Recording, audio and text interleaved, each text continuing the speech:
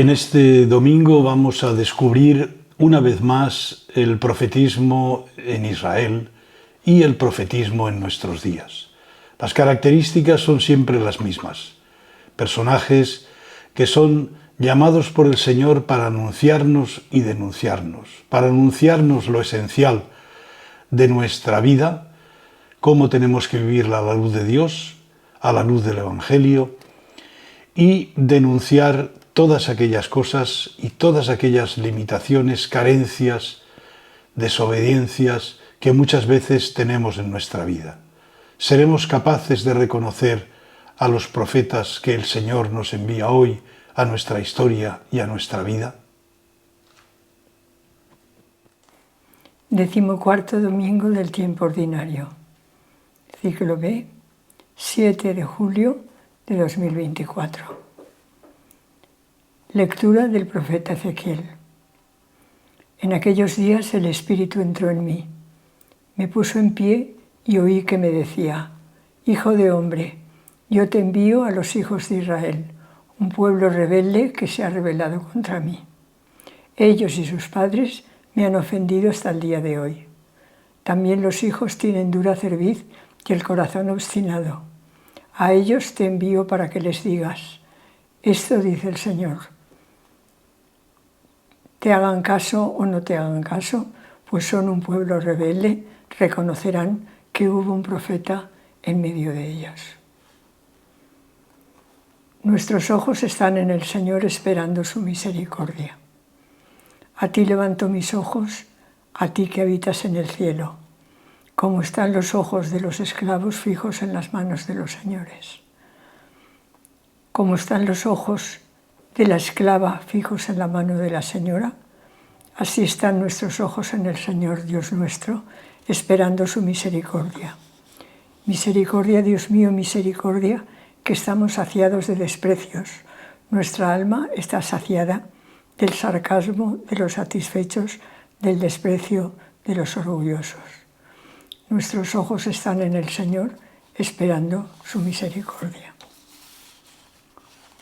Lectura de la segunda carta del apóstol San Pablo a los Corintios. Hermanos, para que no me engría, se me ha dado una espina en la carne, un emisario de Satanás que me abofetea para que no me engría.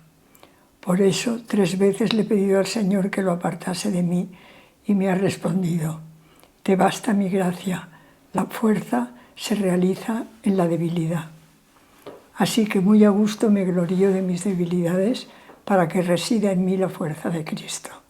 Por eso vivo contento en medio de las debilidades, los insultos, las privaciones, las persecuciones y las dificultades sufridas por Cristo, porque cuando soy débil, entonces soy fuerte. Lectura del Santo Evangelio según San Marcos. En aquel tiempo, Jesús se dirigió a su ciudad y lo seguían sus discípulos. Cuando llegó el sábado empezó a enseñar en la sinagoga. La multitud que lo oía se preguntaba asombrada: ¿de dónde saca todo esto? ¿Qué sabiduría es esa que le ha sido dada? ¿Y esos milagros que realizan sus manos? ¿No es este el carpintero, el hijo de María, hermano de Santiago y José y Judas y Simón? ¿Y sus hermanas no viven con nosotros aquí? Y se escandalizaban a cuenta de él. Les decía: no desprecian a un profeta más que en su tierra, entre sus parientes y en su casa. No pudo hacer allí ningún milagro, solo curó a algunos enfermos imponiéndole las manos. Y se admiraba de su falta de fe y recorría los pueblos de alrededor enseñando. El primer texto de este domingo es del profeta Ezequiel. El profeta Ezequiel seguramente ejerció todo su ministerio profético con los desterrados de Babilonia. Ezequiel era un sacerdote del templo de Jerusalén y el templo era su preocupación fundamental. Este profeta, sin embargo, abre caminos nuevos, una nueva teología. El recuerdo de la alianza del Sinaí y las promesas a los padres aparecen esporádicamente en Ezequiel. Si Dios ha salvado a su pueblo, no lo ha hecho para cumplir la promesa, sino para defender la honra de su nombre, para que los demás pueblos reconozcan a Yahvé. Toda la doctrina de Ezequiel se va a centrar en la renovación interior. Esta es la gran novedad. Un corazón nuevo y un espíritu nuevo, que será Dios el que lo pondrá en cada uno de los israelitas. El texto en concreto, como he dicho en la introducción, denuncia la rebeldía del pueblo que se ha rebelado contra Dios, ellos y sus padres, porque era un pueblo de dura cerviz, de corazón obstinado, y por eso Dios envía a Ezequiel. Te hagan caso o no te hagan caso, pues son un pueblo rebelde, reconocerán que hubo un profeta en medio de ellos. Esto es tremendo, porque esto nos recuerda que probablemente hoy hay profetas entre nosotros a los cuales no les hacemos caso. Pero Dios nos recuerda que nos ha enviado profetas, que están ahí y que abren caminos nuevos de reconciliación y de encuentro con Dios. La segunda lectura nos cuenta la experiencia personal de Pablo, una experiencia que nos habla fundamentalmente de una situación personal que arrastraba. Pero lo esencial de esto, ¿qué es lo esencial? Lo esencial es que nos muestra la paradoja cristiana, esa paradoja fecunda que hace que lo débil sea lo fuerte, que lo menor sea lo mayor. Y si alguien a lo largo de la historia del cristianismo entendió esto claramente, fue Francisco de Asís. De ahí el nombre de frailes menores, los últimos, los que están a la cola, porque esos menores últimos que están en la cola son esos profetas que nos hablan de ese Dios grande, y son los mayores, aunque su nombre y su situación sean menores.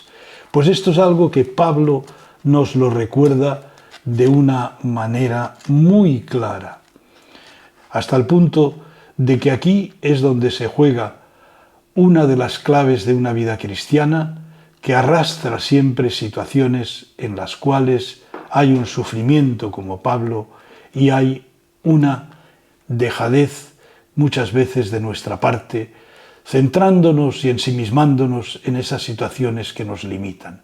Sin embargo, desde esa limitación, Pablo se lanza a predicar con esperanza y con fuerza, porque ahí, en esa situación, de esa situación, es de donde recibe la fuerza. De nuevo retomamos el profetismo, pero ahora con Jesús, que no es reconocido por sus paisanos, que no reconocen que es alguien muy especial.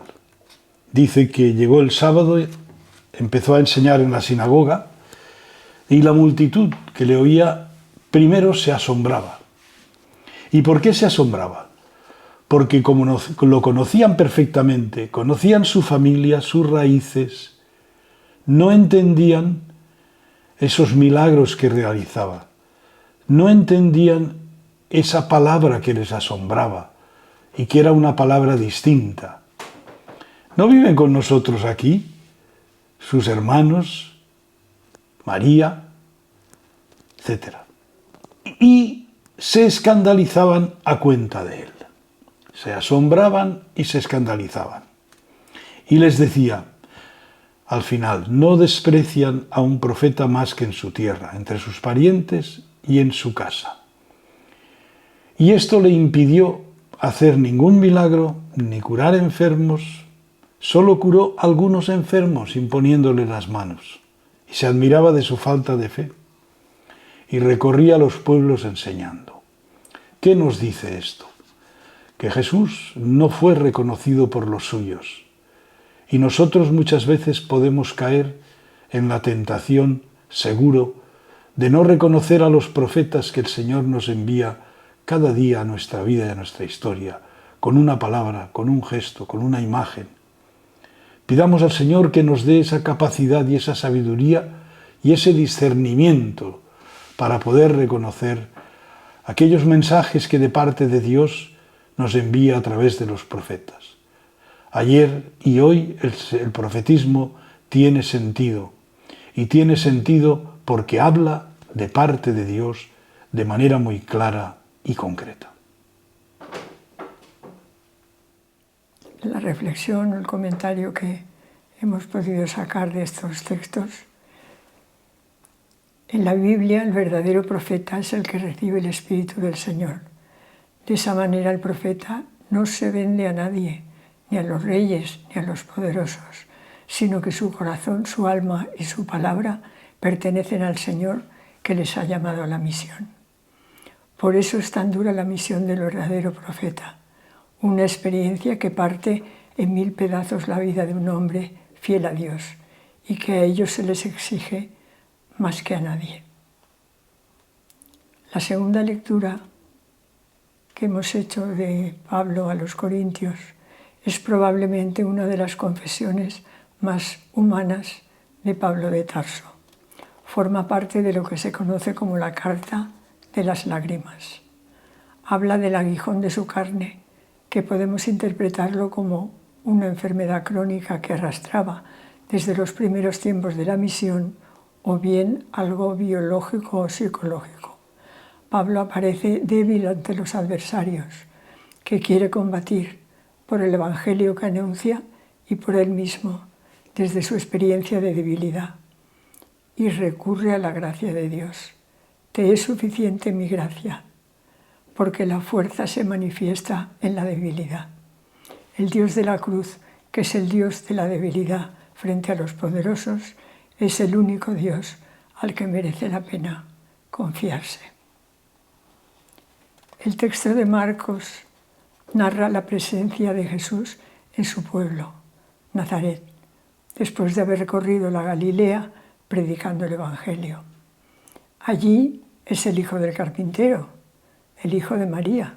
Se conoce a sus familiares más cercanos, de dónde le viene lo que dice y lo que hace.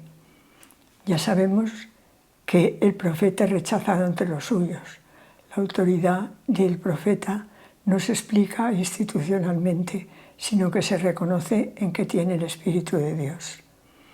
En el Evangelio de San Marcos este es un momento que causa una crisis en la vida de Jesús con su pueblo, porque se pone de manifiesto la falta de fe. No hace milagros, dice el texto, porque aunque los hiciera, no lo creerían. Sin la fe, el reino que él predicaba no puede experimentarse.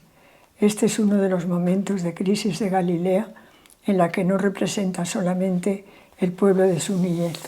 Es todo el pueblo de Israel que hacía mucho tiempo, siglos, que no había escuchado a un profeta. Y ahora que esto sucede, su mensaje queda en el vacío. Sigue siendo el hijo del carpintero y de María, pero tiene el espíritu de los profetas. Efectivamente, los profetas son llamados de entre el pueblo sencillo, son arrancados de sus casas, de sus oficios normales, y ven que su vida debe llevar otro camino. Todo ha cambiado para ellos hasta el punto de que la misión para la que son elegidos es la más difícil que uno se pueda imaginar. El texto de Marcos está reflejando la corriente que en ese momento influenciaba a la comunidad, considerar a Jesús como un simple taumaturgo y exorcista. Jesús es el profeta del reino de Dios, que llega a la gente que lo anhelaba. En esto Jesús, como profeta, se estaba jugando su vida como los profetas del Antiguo Testamento.